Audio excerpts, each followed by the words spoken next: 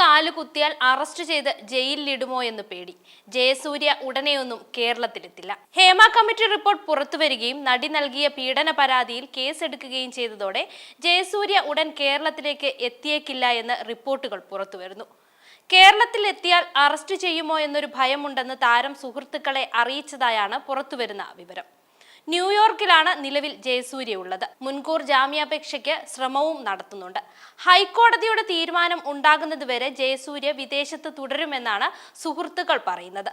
ന്യൂയോർക്കിൽ നിന്ന് ദുബായിൽ എത്തിയാലും അവിടെ നിന്ന് നാട്ടിലേക്ക് വരുന്നില്ല എന്നാണ് ജയസൂര്യ അറിയിച്ചതെന്ന് സുഹൃത്തുക്കൾ തന്നെ പറയുന്നു. പരാതിയിൽ ഹൈക്കോടതി എന്ത് തീരുമാനം എടുക്കുന്നു എന്നത് അനുസരിച്ചായിരിക്കും ജയസൂര്യയുടെ നാട്ടിലേക്കുള്ള വരവ്. ജയസൂര്യക്കെതിരെ തിരുവനന്തപുരം കന്റോൺമെന്റ് പോലീസാണ് കേസ് രജിസ്റ്റർ ചെയ്തത്. ജാമ്യമില്ലാ വകുപ്പുകൾ പ്രകാരമാണ് കേസ് എടുത്തിരിക്കുന്നത്. 2008 ബാലചന്ദ്ര മേനോൻ സംവിധാനം ചെയ്ത ചലച്ചിത്രത്തിൽ ഒരു ഭാഗം സെക്രട്ടേറിയറ്റിൽ വെച്ച് ചിത്രീകരിച്ചിരുന്നു. ഇതിനിടെ ജയസൂര്യ മോശമായി പെരുമാറിയെന്നാണ് നടിയുടെ പരാതി. നടിയുടെ പരാതിയുടെ അടിസ്ഥാനത്തിൽ ലൈംഗിക അതിക്രമം, സ്ത്രീത്വത്തെ അപമാനിക്കൽ തുടങ്ങിയ വകുപ്പുകളാണ് ജയസൂര്യക്കെതിരെ ചുമത്തിയിരിക്കുന്നത്. പരാതി നൽകിയതിന് പിന്നാലെ നടിയുടെ ആലുവയിലെ വീട്ടിലെത്തി പ്രത്യേക അന്വേഷണ സംഘം മൊഴിയെടുത്തിരുന്നു. ജയസൂര്യ അടക്കം സിനിമാ മേഖലയിലെ 7 പേർക്കെതിരെയാണ് നടി പരാതി നൽകിയിരിക്കുന്നത്.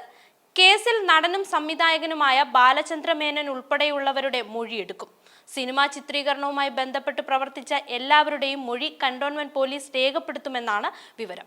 ജയസൂര്യയ്ക്ക് പുറമെ മുകേഷ്, ഇടവേള ബാബു, മണിയൻപിള്ള രാജു എന്നിവർക്കെതിരെയും നടി പോലീസിൽ പരാതി നൽകിയിട്ടുണ്ട്.